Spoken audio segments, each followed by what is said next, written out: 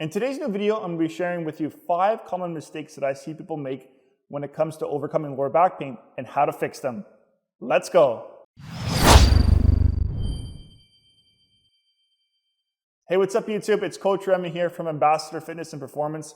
And today I'm going to be sharing with you 5 common mistakes that I see people make when it comes to overcoming lower back pain and how to fix them. Without wasting any time, let's jump into tip number 1. And that is ignoring the pain.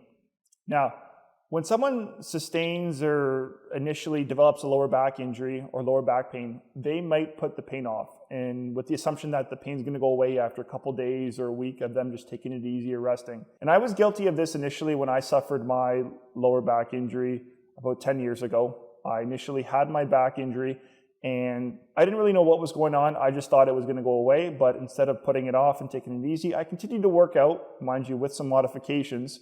And over the course of 3 weeks of ignoring it and not seeking help, my back pain got significantly worse. And that's when I went to seek help. Well, what I'm telling you is when you do have a back injury, is don't put it off.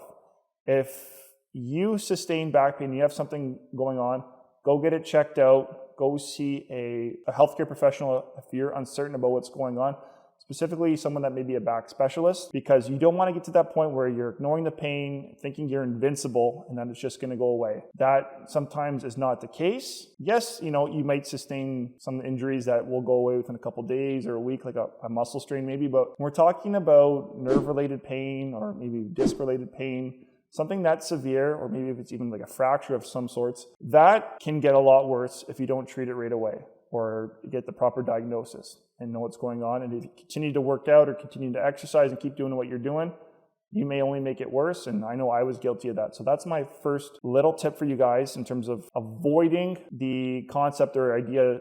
If you have back pain and you're ignoring it, don't ignore it, seek help right away. Number 2 is excessive rest when it comes to back pain.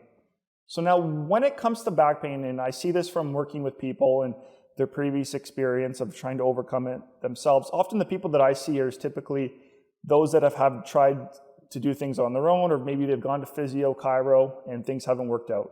And maybe they've just been resting and stopped all activity completely.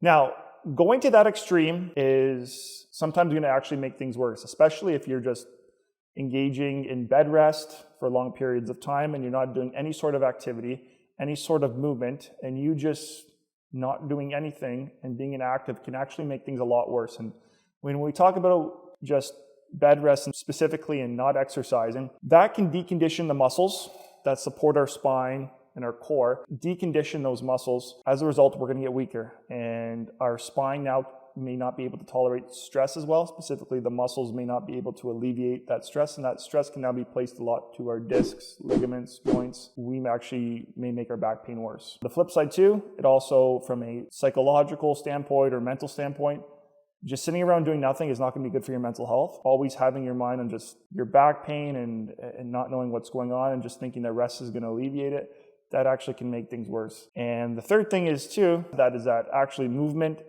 with the right prescription, right dosage, right volume is often the solution for overcoming mechanical-based back pain. So when it comes to movement, you just need to figure out what the right prescription of exercise is with respect to your back injury.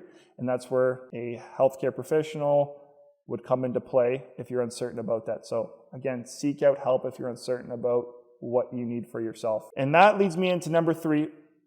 And that is the third common mistake that I see people make is an over-reliance on pain relief medication. So just sharing my story a little bit, when I was suffering my back pain, my back injury in the early stages, I was taking Tylenol 3, ibuprofen just to get through my days sometimes. And the reason being is because I didn't really know what was going on. And I thought these pain medications were going to heal my back. Just by always taking these medications, eventually it was going to go away. And that wasn't the case.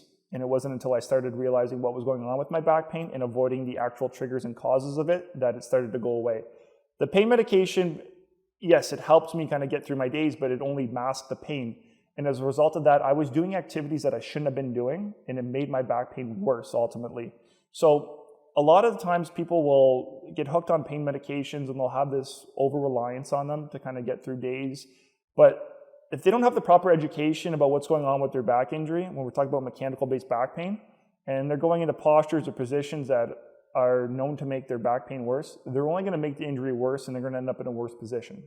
So the key thing is understanding what is causing your back pain, get a proper diagnosis first, be on a proper treatment plan with regards to exercise and spine-sparing strategies to take care of your back, and then pain relief medication can be used as a way to provide relief and strategically used to kind of get you through your days. So for example, for me, when I was still in school and I was still kind of learning about this, I would at times only really need to take Tylenol 3 or ibuprofen to get me through my days with respect to maybe school. If I was writing like an exam that was 3 hours or a 3-hour class, those would be times where I may need it because my back can tolerate that stress. Now, as a result of doing that, yes, my back pain, in theory, I'm kind of making things a bit worse, but it's important in that case to just kind of engage in more rest and take it easy afterwards to kind of allow your back to kind of recover from that position and posture that you were in for quite some time. Now, tip number 4 here, and the 4th common mistake that I often see people make is incorrect or not adhering to proper spine sparing strategies or following proper posture. So when we talk about mechanical-based back pain, a lot of people will engage in bad form or bad technique when lifting, when bending over, twisting, maybe tying their shoes, picking up an object off the floor.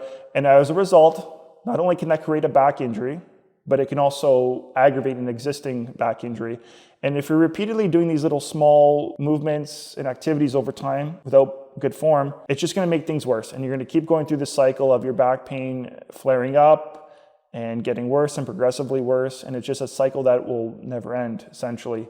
So the key thing is you need to stay strict with a spine-sparing strategy for your back. So you have to understand how to follow proper mechanics in terms of lifting mechanics, in terms of when you're sitting, laying down, walking, standing, and it's even adjusting your workstation. Maybe you invest in a standing desk, a sit-stand desk, because at the end of the day, the best posture is always going to be a changing posture and changing through different postures and not sticking to one for too long. But if there's a position that's causing you pain always, you want to avoid that or minimize it as much as you can. So key thing here, and the common mistake that I see people make, is that they don't stick to a spine-sparing strategy and they're not following proper form and technique, and they wonder why their back pain continues to come on and continues to get worse and it never heals because they're not allowing those tissues to heal and settle, and they're just continuing to pick at the scab. And now, for my 5th and final tip or common mistake that I see people make here is that not staying accountable to a proper exercise program. And when I'm referring to a proper exercise program, I'm talking about following a core endurance program followed by maybe a full strength program at some point. Now, what you'll often see is that sometimes people will make progress just by following proper spine-sparing strategies and taking care of their back with proper form and technique, but they might get a little lazy or slack off on the exercise side of things. And this is important to understand because if an individual is slacking on the core endurance program, what will happen is that the muscles around the spine will decondition or they won't build the necessary strength or endurance to withstand stress during activities throughout the day, such as maybe standing, walking, or maybe they're trying to get back to an activity that they want to get back to that they can't do now because of their back pain. But by strengthening and building up the core there, it's taking stress off our joints, our discs, and making those muscles stronger and building more endurance with them. We can tolerate a lot more activities throughout the day, and we're not as fatigued by the end of the day. But if we don't stay consistent with a core endurance program, then we're kind of going to be in this cycle where our progress may stall and we're flattened. Where it's, yes, we may have made some progress just through practicing good spine-sparing strategies and habits, but we may not overcome or get to that top of where we want to eventually be. And I often see this with just people, they get kind of maybe a little bit lazy or slack off, or they are busy with other things in life. They maybe get stressed with work or stress at home, or there's really busy individuals and they kind of use the excuse that they don't have time to commit to a core exercise program or whatnot. The key thing is though, is you need to make it a priority within your day to follow a core endurance program if you ultimately want to get back to, say, a specific sport, weight training, or maybe just it's spending time with your kids and lifting them up and playing with them. Something as simple as that, or just lifting little things off the floor, or maybe it's a work-related task that you're trying to do without back pain. You need to kind of continue to follow a program and be disciplined with it, ultimately. Now, those are my 5 common mistakes that I often see people make with lower back pain. And if you have any questions about them, please leave a comment below and I'll be happy to address anything specifically. And if anything happened to you with respect to those, let me know. I know personally I made some of these mistakes when I was going through my back pain and I didn't know any better, but hopefully this video can help educate you about avoiding them in the future. Or if maybe you're someone that can relate to them, feel free to let me know and leave a comment below. Now, if you guys want more tips like this, be sure to also download my new and free ebook, which is Unlocking the Secrets of Low Back and Disc Pain, Insights Your Doctor Might Not Have Shared.